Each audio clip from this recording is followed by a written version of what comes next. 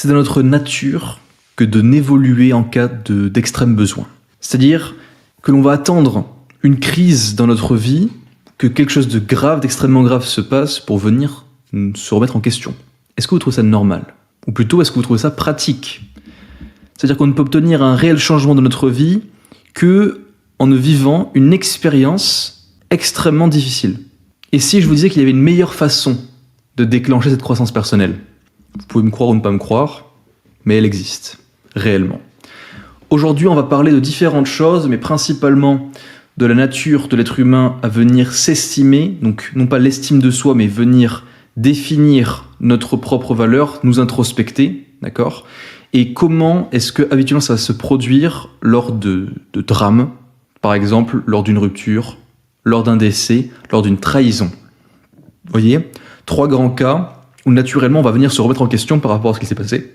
Et pour le coup, même si ces moments sont des catalyseurs de réalisation profonde, et notamment de réévaluation personnelle, on ne peut pas dépendre de ceux-ci pour faire en sorte d'évoluer. Pourquoi ? Parce que si jamais on dépend d'événements externes à nous, et là encore d'événements dramatiques, alors comment est-ce qu'on peut espérer atteindre un niveau d'éveil maximal ? Comment est-ce qu'on peut espérer se sentir épanoui ? Parce qu'on dépendra aussi de la réaction qu'on va avoir à cet événement. Parce que pour pouvoir réellement s'introspecter, il s'agira d'avoir les idées claires. Sauf que à ce moment-là, si jamais on est complètement affecté par l'événement en question, on ne pourra jamais avoir les idées claires. Et ça devra prendre au moins quelques jours, si ce n'est quelques semaines, voire quelques mois, parfois pour certaines personnes quelques années, avant d'enfin avoir l'opportunité de nous introspecter. Donc pas efficace. Nous allons voir aujourd'hui comment être plus efficace. Mais avant cela, si vous souhaitez faire en sorte d'avoir accès à plus de ressources et des ressources plus détaillées, ainsi que des anecdotes que je ne peux pas discuter sur YouTube, n'hésitez pas à rejoindre mon canal Telegram, dont le lien est dans la description, où vous aurez donc plus d'informations et vous pourrez aussi avoir accès à moi de manière privilégiée. Déjà, venons définir la nature réactive de l'estimation de soi, et donc de l'introspection personnelle profonde. D'accord ? Réaction que l'on va avoir, c'est donc une réponse, on est en stratégie de réponse, parce que pour que l'on puisse venir prendre conscience de ce qui se passe en nous, chez la majorité, l'énorme majorité des êtres humains, il va falloir passer par un événement douloureux. Pourquoi ? Parce que c'est avec un événement douloureux et brusque que l'on va venir, naturellement, après avoir ressenti énormément d'émotions, se tourner vers l'intérieur. Pourquoi ? Parce que le fait de ressentir brusquement toutes ces émotions va venir nous connecter avec celles-ci, qu'on le veuille ou pas. Et donc derrière, venir nous forcer à prendre des dispositions pour ne plus être autant affectés. Et faire en sorte, derrière, de se sentir mieux. Pourquoi ? Parce que tous ces événements que j'ai cités sont tous des événements négatifs, donc qui nous tirent vers le bas. Et c'est en étant affectés comme ça, et surtout sur du long terme, qu'on nous empêche d'évoluer. Donc, il va y avoir un réel intérêt à vivre ce genre d'expérience au moins une fois. D'accord ? C'est pour ça que même par rapport aux traumatismes, entre guillemets, qui sont vécus par différents types d'individus, ceux qui sont relativement éveillés se rendent compte que c'est en soi, on pourrait le considérer en tout cas comme une bénédiction, parce que ça leur a permis de réaliser certaines choses, de prendre conscience de leur relation à eux-mêmes, et faire en sorte de tirer des conclusions par rapport à cela. Mais, et c'est là l'envers du décor, c'est que c'est aussi une expérience qui est psychologiquement coûteuse, d'accord ? Et potentiellement déstabilisante. Comme avec tout événement fort, le fait que d'être complètement englouti par les émotions, ça peut nous faire perdre pied, littéralement. Donc j'aimerais vous proposer une approche qui va être très différente de celle-ci, qui ne nécessite pas de vivre un tel événement traumatique pour faire en sorte d'évoluer et d'évoluer drastiquement. Dans la mesure où ce n'est pas une initiation interne, quel type d'initiation peut-on avoir ? Initiation externe. Externe, mais de quelle manière ? En faisant en sorte de dépendre, ou en tout cas de faire appel à un mentor, une personne qui est passée par là, qui a déjà expérimenté cela, soit qui s'est déjà fait initier par quelqu'un d'autre, forcément, comme si on voulait rentrer dans un clan secret, si vous voyez ce que je veux dire, ou bien par une personne qui a vécu donc de manière interne, justement, cette sensation d'évolution avec une introspection profonde et une réévaluation complète de sa personne, de ses opinions, ses valeurs, ses principes. 2 possibilités, mais quoi qu'il en soit, trouver de l'aide à l'extérieur.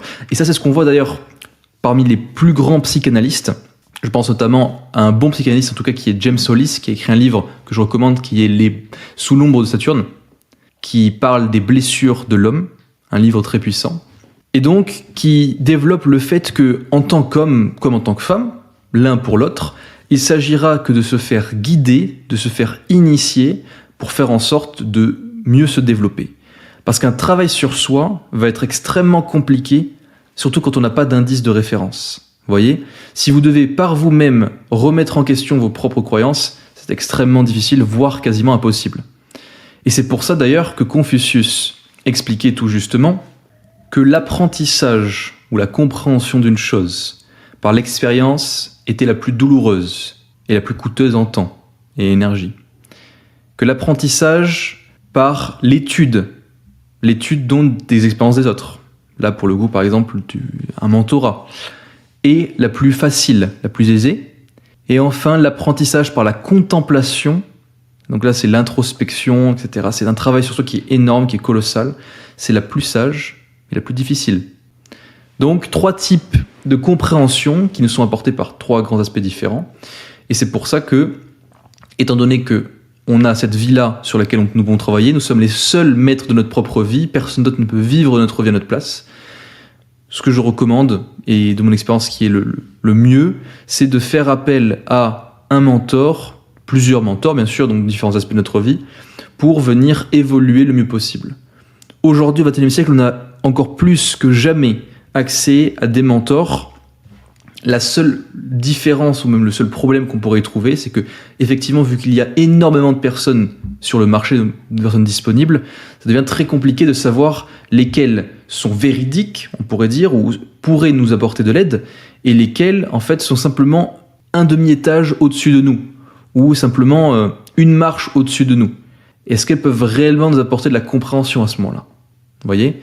Donc c'est pour ça qu'il faut vraiment faire appel à son intuition, vraiment s'écouter soi-même et non pas écouter sa tête, son ego et d'un point de vue analytique pour faire en sorte de comprendre si cette personne, ce mentor-là, peut réellement nous apporter. Donc il s'agira de choisir, bien sûr, les bonnes personnes, forcément.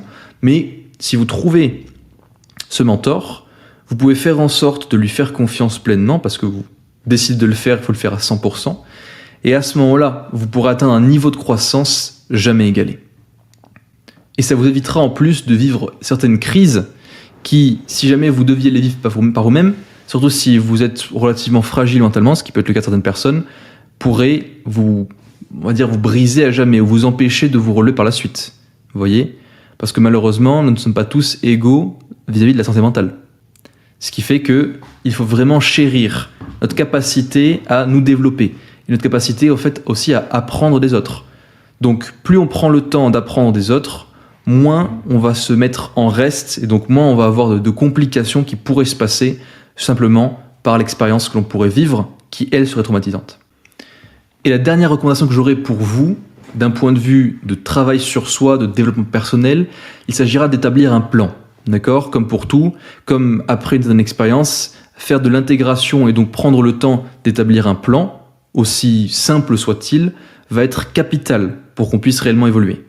Un plan, ça veut dire quoi ? Ça veut dire avoir des habitudes à mettre en place chaque semaine et potentiellement aussi des habitudes à enlever chaque semaine pour nous libérer du temps. Pourquoi ? Parce que si on fait que rajouter des habitudes, forcément, le temps disparaît, nous file entre les doigts. Mais si on arrive à enlever les mauvaises habitudes pour les remplacer par des habitudes qui sont bien meilleures et qui nous permettent vraiment de encore mieux nous développer, comme par exemple la méditation ou le journaling, prendre le temps d'écrire, alors à ce moment-là, on aura la capacité à vraiment s'introspecter, aller en profondeur en nous et nous connecter à notre intuition. Donc très puissant. Le but, la clé, c'est vraiment une meilleure connaissance de soi pour avoir enfin un meilleur contrôle sur soi et enfin une meilleure confiance en soi. C'est généralement, je parle de 2 triptyques, donc 2 triangles, on va dire, qui se superposent l'un sur l'autre. Le premier niveau, ça va être, donc, première branche, c'est connaissance de soi, contrôle de soi, confiance en soi. Et ensuite, on passe au triangle des autres, le triptyque des autres, c'est-à-dire connaissance d'autrui, contrôle sur autrui, et enfin confiance en autrui. On peut beaucoup plus facilement faire confiance aux autres si déjà, de base, bien sûr, on se fait confiance à soi-même. Et généralement, même, on parle du fait on ne peut faire confiance aux autres qu'à la hauteur de la confiance qu'on se porte en soi-même. Et pareil pour l'amour.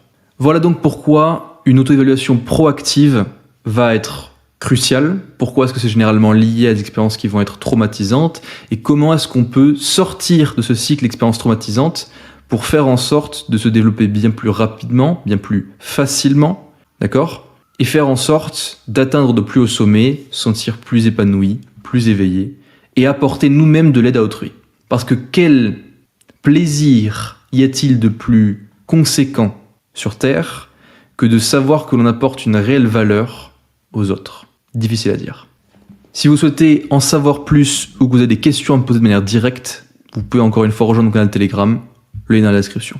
Sachez malgré tout que le nombre de places est limité, on le limite à 7 par jour pour éviter qu'il y ait trop de monde qui rejoigne en même temps. Donc, n'attendez plus.